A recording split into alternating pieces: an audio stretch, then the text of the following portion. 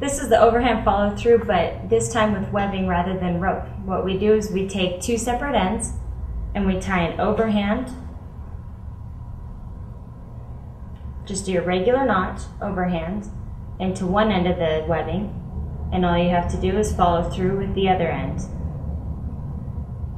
Kind of the choo-choo train again, where it follows the track everywhere you go, right?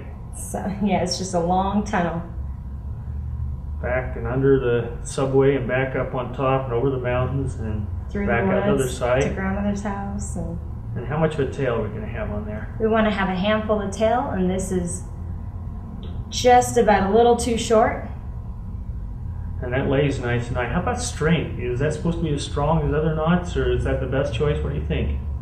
I would say that it's pretty strong, just looking at the flow of it. What do you think? Well, it's a pretty popular knot from what I understand, and most people tie their webbing together with it. I understand if you do a figure eight follow through on webbing, although it looks terrible, it's actually a stronger knot. So if you're going for ultimate strength in your slings, probably a figure eight follow through would be a better choice for real strength, although it doesn't look very good or lay very good. This knot is often called a ring bend, a water knot, an Englishman's bend. We call it an overhand follow through. We just tie an overhand in one side, then we're going to take the opposite piece of webbing, or the other side of the webbing we want to tie to it, and essentially put it on train tracks. Let's play like the green webbing is a train track and the blue is a train. It's going to stay on that train track and go all the way around over the mountains and through the valleys and under the tunnels and under the underpasses until it comes out the other side. It's really important it doesn't jump track. And then we create what we call a webbing knot or an overhand follow through.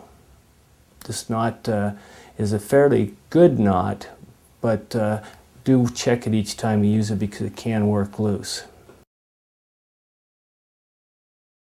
This here is the figure eight follow through.